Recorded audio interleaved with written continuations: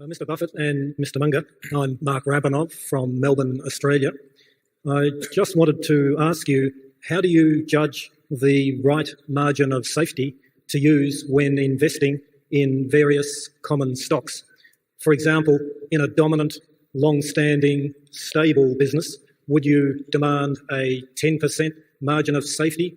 And if so, how would you increase this in a weaker business? Thank you. We favor the businesses where we really think we know the answer. And therefore, if a business gets to the point where we think the industry in which it operates, the competitive position, or anything is so chancy that we can't really come up with a figure, we don't really try to compensate for that sort of thing by having some extra large margin of safety. We really try to go on to something that we understand better.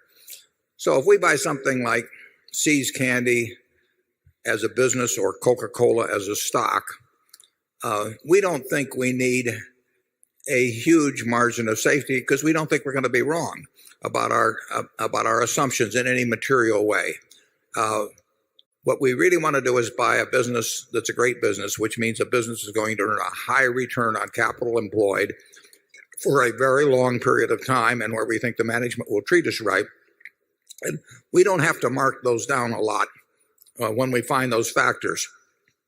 We'd love to find them when they're selling at 40 cents on the dollar, but we will buy those at much closer to a dollar on the dollar. We don't like to pay a dollar on the dollar, but we'll pay something close.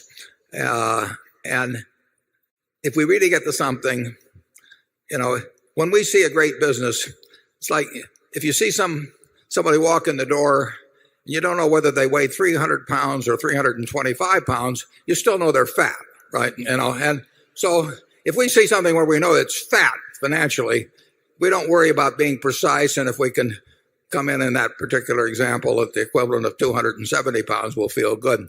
But if we find something where the competitive aspects it's just the nature of the business that you really can't see out 5 or 10 or 20 years, because that's what investing is seeing out. You don't get paid for what's already happened. You only get paid for what's going to happen in the future. The past is only useful to you in the extent to which it gives you insights into the future. And sometimes the past doesn't give you any insights into the future. And in other cases, like the stable business that you postulated, it probably does give you a pretty good guideline as to what's going to happen in the future. And you don't need a huge margin of safety. You should have something that you always should feel you're getting a little more than what it's worth. And there are times when we've been able to buy wonderful businesses at a quarter of what they're worth. But we haven't seen those. Well, we saw it in Korea here recently, but you don't see those sort of things very often. And does that mean you should sit around and hope they come back for 10 or 15, wait 10 or 15 years? That's not the way we do it. If we can buy good businesses at a reasonable valuation, we're going to keep doing it. Charlie? Yeah, that margin of safety concept boils down to getting more value than you're paying. And that value can exist in a lot of different forms. If you're paid 4 to 1 on something that's an even money proposition, why, that's a value proposition too. It's high school algebra, and people who don't know how to use high school algebra should take up some other activity. Number 12.